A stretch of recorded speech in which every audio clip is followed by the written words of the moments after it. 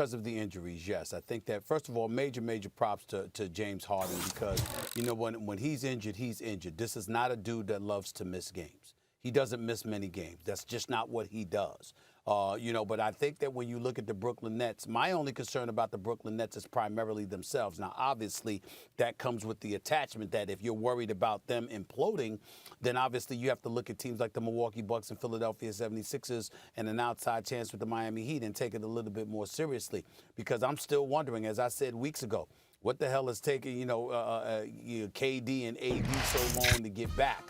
Certainly, the playoffs are the priority. What happens in June and July, it's what it's all about. We all understand that.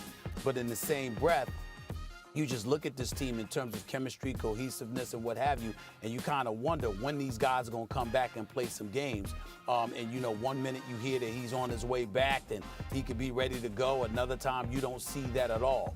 And then Kyrie Irving, for all his greatness, and make no mistake, it's pure greatness. It's pure greatness and box office, and he put on an absolute show last night. The flip side to it is that when are you going to take, when's the next time he's just going to want to take off? How many personal days is he going to use, et cetera, et cetera. You wonder about this stuff.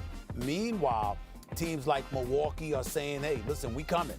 Well, we don't believe it's a foregone conclusion that Brooklyn is coming out of the East. The Philadelphia 76ers with Joel Embiid coming back.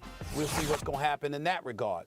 And so I just think that it's worth paying attention to in that regard. Not necessarily the competition itself, but the fact that the Nets seem to have this attitude, we can turn it on and off when we want to. The truly great teams can, for the most part, but you never know when a potential hiccup may occur. It's not about the other teams. It's about them. And I wonder about it sometimes, to be quite honest with you. I have the exact opposite reaction after last night's game. The Knicks were feeling good about themselves. They had a nice lead at the half. The Nets down two of their two best players because Kyrie is great, and he's not only the best show in basketball, he's elevating to near MVP caliber play now. And yet, if you had to rank them on the Nets, you'd say KD 1, Harden 2, Kyrie 3. So they're missing their best two players, really, after Harden had to leave. And the Knicks are feeling good, and the Nets aren't playing defense. The Knicks put up 60-something points, it was close to 70 points in the first half. And then just like that, Stephen A., they turned it on. Kyrie turned it on. The Nets turned on the defense better than it was certainly in the first half. And they win. The Knicks, as we know, they're a solid team. They're not world beaters, but they're a solid team. They play with pride. They play defense. Nothing they could do. The Nets won. And by the way, the Nets have the best record in the Eastern Conference, and KD basically hasn't played all year. And Harden just got there. It's not like they had an offseason to all play together. This team is so good, it's scary. Now, certainly, KD's prolonged absence and the fact that he's coming off an Achilles and all that, yes, injury is a concern. What I'm saying is this.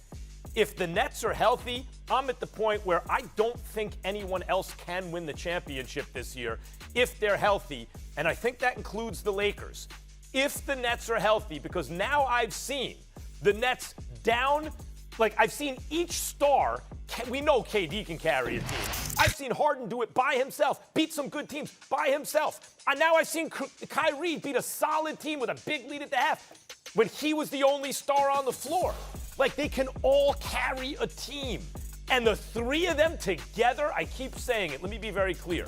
If and when this team ever gets healthy, by the end of this season, meaning playoffs and everything, we will say that was the greatest offensive team in the history of American team sports. They will win the title. It's just an issue of health.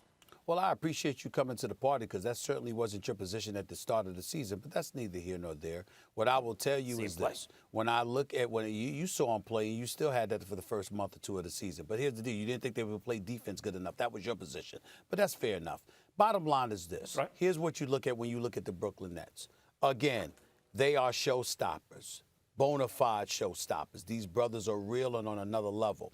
But when we look at the great teams in the NBA, the reigning defending champion Lakers, and we think about the Milwaukee Bucks and adding Drew Holiday and those boys there, okay? And P.J. Tucker's a big pickup for them because of what he can do on the defensive end of the floor, okay? You look at the Philadelphia 76ers, they're coming, they're not going away. What you look at Denver, I shouldn't say all of these other teams because there's only one that's getting to come out of the West. Okay, you don't have to face all of those teams in the West, just one of them. All I'm saying is this attitude that we can just turn it on and off while other teams are building chemistry, I think could potentially be a mistake. Now, where it gets interesting is that the Lakers obviously have the same issue for very legitimate reasons because Anthony Davis is injured and LeBron James is injured. So they're not, but they already had a season together in which they won a championship. So the chemistry and cohesiveness is there. Plus, we have to look at Brooklyn, Max, and we got to ask ourselves, we love what we're seeing. Kyrie Irving is averaging 28 a game, 51% shooting, 39+ percentage from three-point range. He's only averaging 2 turnovers a game. I mean, when you look at it from that perspective, he's been nothing short of sensational, and he deserves props for that, and he's been selfless, not selfish at all, very selfless. James Harden, we say the same thing about him. Kevin Durant, we know that about him. But you also have to find yourself wondering that when all else fails, because of that absence of chemistry from not having played together, but so much, are they going to do that if pressurized moments show up? Those are legitimate questions to ask is all I'm saying. Fine, but I'm just saying the evidence that I've seen before leads me to the opposite conclusion. Like in the opposite direction. Like they have chemistry because, as you said, Kyrie's been totally unselfish and so is Harden. We know KD's an unselfish player. But Harden and Kyrie, can they do it? They're showing the pursuit of greatness is what is most important to them. And you only get that as with your team. You have to have team greatness. And Stephen A., James Harden rolls out of bed, as I said, shows up in Brooklyn looking like a hot mess, fat and out of shape, and gives the league that work. Took them on a West Coast trip, beat the best teams in the Western Conference 5-0 on that trip by himself. And then Kyrie and Harden, the chemistry they already had.